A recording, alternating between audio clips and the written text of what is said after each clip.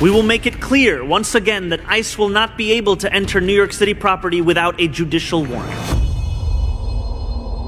ICE operates here in New York, in our courthouses, our workplaces. They skulk at 26 Federal Plaza, the same building where I waited in fear as my father had his citizenship interview. If these are not attacks upon the stranger among us, what is? ICE is more than a rogue agency. It is a manifestation of the abuse of power.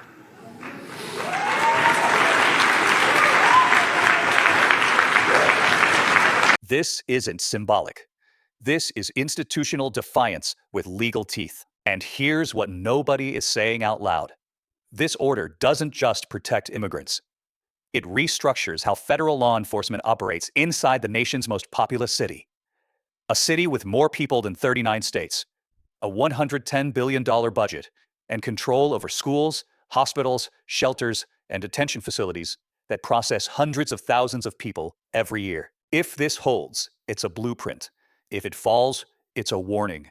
Because right now, 8 other major U.S. cities are watching to see whether New York's legal firewall survives, or whether the Trump administration's immigration enforcement machine can override municipal sovereignty entirely. Within 60 seconds of signing this order, Mamdani framed ICE not as a federal agency executing congressionally mandated immigration law, but as a manifestation of the abuse of power. That language isn't accidental. It's the opening argument in what could become the defining federalism battle of 2026. And if you're someone who actually follows how power moves in this country, rather than just reading headlines, you've probably already subscribed. If not, now's the time. Here's the part most people missed. This isn't just about immigration. It's about whether a city can wall off its data infrastructure, its physical spaces, and its employees from federal authority during a national enforcement surge.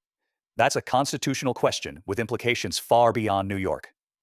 So let's break down what Executive Order 13 actually does and what it risks. First, the data firewall. City agencies, NYPD, Department of Correction, Probation, Child Services, Social Services, are now prohibited from sharing information collected for city purposes with ICE, unless legally required. That's the key phrase, unless legally required. Because here's the contradiction nobody's addressing.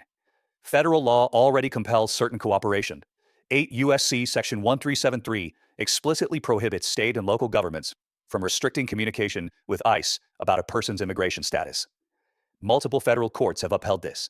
In 2018, the Southern District of New York ruled against similar New York City policies, stating that withholding information from ICE could violate federal law. So Mamdani's order isn't creating new ground. It's testing how far a city can go before a federal injunction shuts it down. And the Trump administration has already shown its playbook. In 2025, the DOJ filed suit against sanctuary jurisdictions in California, threatening to withhold federal law enforcement grants worth hundreds of millions. New York receives over $200 million annually in federal justice assistance grants alone, which raises the question, is Mamdani betting that the legal cost of this fight is worth the political capital it generates? Second, the physical access ban. Under the order, federal agents cannot enter city property, schools, hospitals, shelters, public parking lots, without a warrant.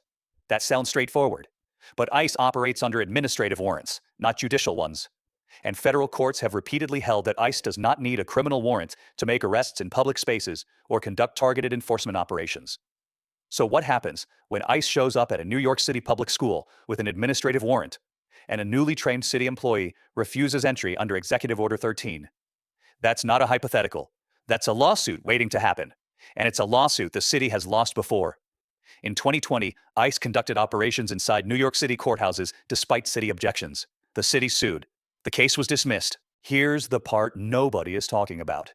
Mamdani isn't just challenging federal enforcement. He's challenging the legal precedent that federal agents operating under federal authority cannot be obstructed by local ordinances.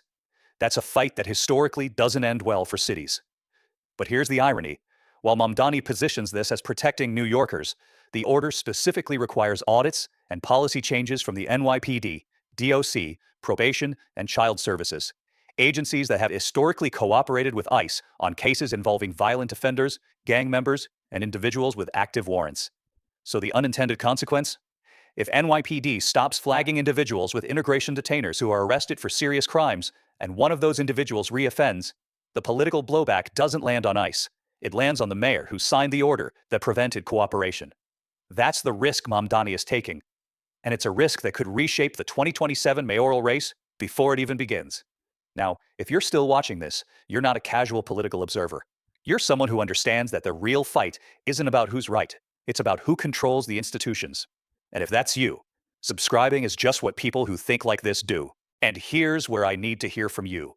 Do you think cities have the constitutional authority to refuse cooperation with federal immigration enforcement? Or does this weaken the rule of law nationwide? Drop your take in the comments, because this is the debate that's going to define federalism in 2026. Third, the 30,000 flyer campaign. Mamdani's office is distributing Know Your Rights flyers in multiple languages, instructing people, citizens and non-citizens alike, on how to interact with ICE. The flyers emphasize the right to remain silent, the right to an attorney, and the right to an interpreter. Legally, that's sound advice. Politically, it's a signal. Because the flyers aren't just going to immigrants. They're going to even those who are citizens, even those whom you think ICE may not target, according to Mamdani's own words. That framing suggests the administration believes ICE operations could overreach, or that it wants to position any enforcement action as a potential civil rights violation before it even happens. But here's the contradiction. If ICE is operating lawfully under federal statute, then advising people to refuse cooperation isn't protecting rights, it's obstructing enforcement. And if ICE is operating unlawfully, then the solution isn't flyers, it's litigation. Because the Trump administration isn't going to see this as a public service campaign. They're going to see it as the city of New York actively working to undermine federal immigration law. And that's when the real escalation begins. So here's what's actually at stake. This isn't about whether you support strict immigration enforcement or sanctuary policies. This is about whether a city, any city, can selectively refuse to comply with federal law and withstand the legal, financial, and political consequences. Because if New York wins, every major city in America gets a roadmap.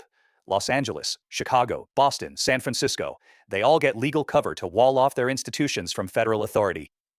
But if New York loses, and loses badly, it sends a message that sanctuary policies are legally unenforceable when a federal administration decides to press the issue. And the timing matters. We're 8 months from the 2026 midterms.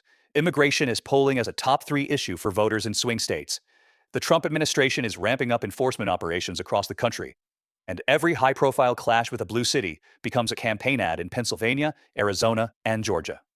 Mamdani's executive order gives the Trump campaign exactly what it wants, a visual institutional symbol of democratic resistance to federal immigration law. But it also gives progressives what they want, a mayor willing to use every lever of city government to resist an administration they view as authoritarian.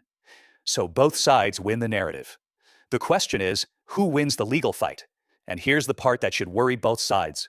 If this escalates into a prolonged court battle, with federal grants frozen, ICE operations intensifying, and New York's immigrant communities caught in the middle, nobody actually wins. The immigrants Mamdani is trying to protect could face heightened enforcement as ICE responds to perceived obstruction. The city could lose millions in federal funding. And the legal precedent set in federal court could either embolden sanctuary cities nationwide or dismantle them entirely.